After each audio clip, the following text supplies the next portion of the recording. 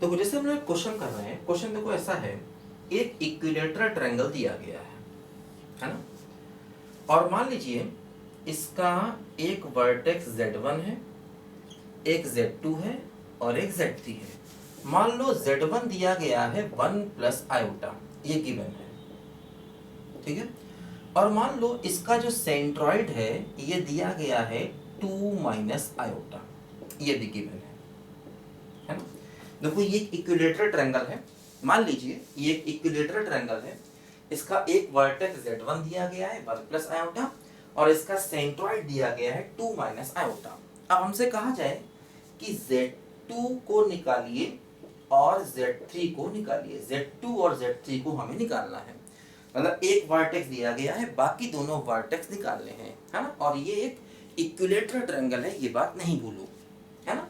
ये एक equilateral triangle है, ऐसा हमें यहाँ पर दिया गया, ठीक है।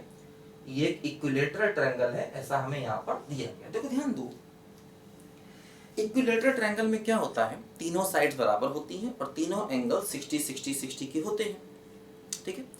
और एक बात ध्यान देखना, मैंने बताया था इक्विलेटरल ट्रायंगल में क्या होता है, जो सेंट्रॉइड होता है वही इन सेंटर होता है, वही ऑर्थो सेंटर होता है, वही सर्कम सेंटर भी होता है ना। इक्विलेटरल ट्रायंगल के केस में सारे के सारे सेंटर एक ही जगह पर आ जाते हैं, ऐसा हमने कोऑर्डिनेट में पढ़ा हुआ है, ध्यान दो, ठीक है। देखो अब जैसे मान लो अगर ये हमें दिया गया है G, है ना, और ये है Z1, तो देखो ध्यान दो, अगर ये सेंट्रॉइड है तो यही सरकम सेंटर भी है और सरकम सेंटर की डिस्टेंसेस तीनों वर्टेक्स से बराबर होती है ना। अगर ये सेंट्रॉइड है, अगर ये सेंट्रॉइड हमें दिया गया है तो इसका मतलब यही सरकम सेंटर भी है। और सरकम सेंटर की खास बात ये होती है सरकम सेंटर की, क्योंकि देखो जब हम ट्रायंगल बनाते हैं और उसका सरकम सेंटर लेते हैं तो ये सर्कल तीनों से पास होता है, तो जो सरकम सेंटर है उसकी डिस्टेंस तीनों वर्टिसेस से बराबर होती है। मान लो ये PA है, ये PB है और ये PC है ना, तो सरकम सेंटर की तीनों वर्टिसेस से डिस्टेंसेस बराबर होती हैं।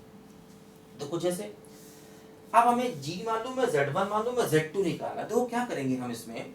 अच्छा एक बात और ध्यान दो, जैसे कि अगर ये सरकम सेंटर है और देखो ये वाला एंगल 60 का है क्योंकि ये इक्विलेटरल ट्रायंगल है, अगर ये ट्रायंगल इक्विलेटरल है तो सारे एंगल 60 के हैं, तो ये वाला एंगल भी 60 का है।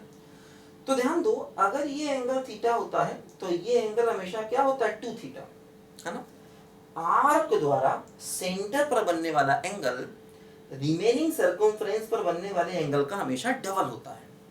तो इसलिए अगर ये एंगल 60 है तो ये एंगल कितना हो जाएगा, बोलो 120 हो जाएगा, ध्यान दो 120 का, है ना, क्योंकि ये इसका सरकम सेंटर है। और अगर ये सरकम सेंटर है तो सरकम सेंटर पर बनने वाला एंगल सर्कमफ्रेंस पर बनने वाले एंगल का हमेशा डबल होगा, क्योंकि सर्कल में सेंटर पर बनने वाला एंगल रिमेनिंग सर्कमफ्रेंस पर बने एंगल का हमेशा डबल होता है, ये बात नहीं भूलो।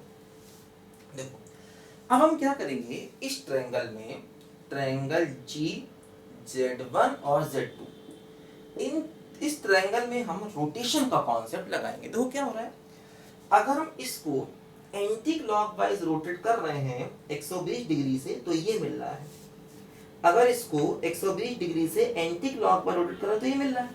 तो जो मिल रहा है वो क्या है, ऊपर, तो GZ2 ये ऊपर, और जिसको रोटेट किया GZ1 वो नीचे, है ना। इस वाले को हमने 120 डिग्री से रोटेट किया तो ये मिला, तो जो मिला वो ऊपर, जिसको रोटेट किया वो नीचे। और अब देखो हमने यहाँ पर वेक्टर फॉर्म में लिख लिया, ऐसा भी कर सकते हैं, है ना।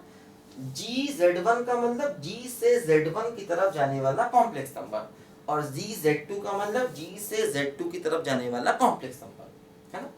इसको घुमा रहा है, ये मिल रहा है, तो जो मिलता है वो ऊपर से घुमाया नीचे। राइट साइड में देखो इन्हीं का मॉडुलस, है ना, राइट साइड में इसी का मॉडुलस, और क्या होता है e की power I into theta, theta का मतलब है 2π/3। अब देखो जैसे यहाँ पर ये GZ1 और GZ2 की लेंथ बराबर होंगी, क्योंकि ये इसका सरकम सेंटर है, ये दोनों लेंथ आपस में बराबर होंगी, ध्यान देना, है ना। g की डिस्टेंस z1 से, g की डिस्टेंस z2 से, g की डिस्टेंस z3 से, ये तीनों डिस्टेंसेस आपस में बराबर होंगी, तो ये दोनों डिस्टेंसेस बराबर हैं, इन्हें कैंसिल कर सकते हैं।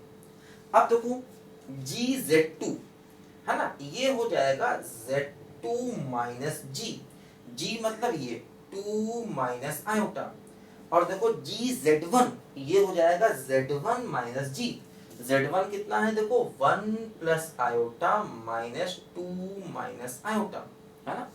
gz2 का मतलब z2 माइनस g, और gz1 का मतलब z1 माइनस g, ठीक है। और इक्वल टू e की power i into 2 pi by 3, तो हम ये कह सकते हैं cos of 2 pi by 3 plus iota times sign 2 pi by 3, ठीक है। देखो इसको थोड़ा हम सिंप्लीफाई करें, ऊपर हो गया z2 माइनस 2 माइनस आयोटा, देखो नीचे सिंप्लीफाई करें, ये हो जाएगा क्या बोलो -1, ठीक है, और प्लस 2 आयोटा, ये हो गया, ठीक है। इधर देखो cos 120 डिग्री, cos 120 डिग्री हो जाएगा -1/2, और देखो ये sin 120 डिग्री, sin 120 डिग्री कितना होगा 180 माइनस 60, तो प्लस का √3/2, ठीक है। cos 120 डिग्री -1/2 और sin 120 डिग्री हो जाएगा √3/2, ठीक है। देखो अब इसको अगर क्रॉस मल्टीप्लाई कर दिया जाए तो z2 माइनस 2 माइनस आयोटा बराबर ये -1 प्लस आयोटा √3/2, और ये हो गया -1 प्लस 2 आयोटा। देखो यहाँ से z2 की वैल्यू मिल गई, तो जाके ऐड कर देंगे तो 2 माइनस आयोटा प्लस समथिंग, है ना, तो यहाँ से z2 मिल जाएगा। और अगर हमें z2 मिल गया तो अब हम इसमें लगाएंगे रोटेशन, तो z3 मिल जाएगा, या रोटेशन की जरूरत ही नहीं पड़ेगी, उस फार्मूले को लगा दें कि g इक्वल टू क्या होता है z1 plus z2 plus z3/3, तो उससे भी z3 निकाल सकते हैं।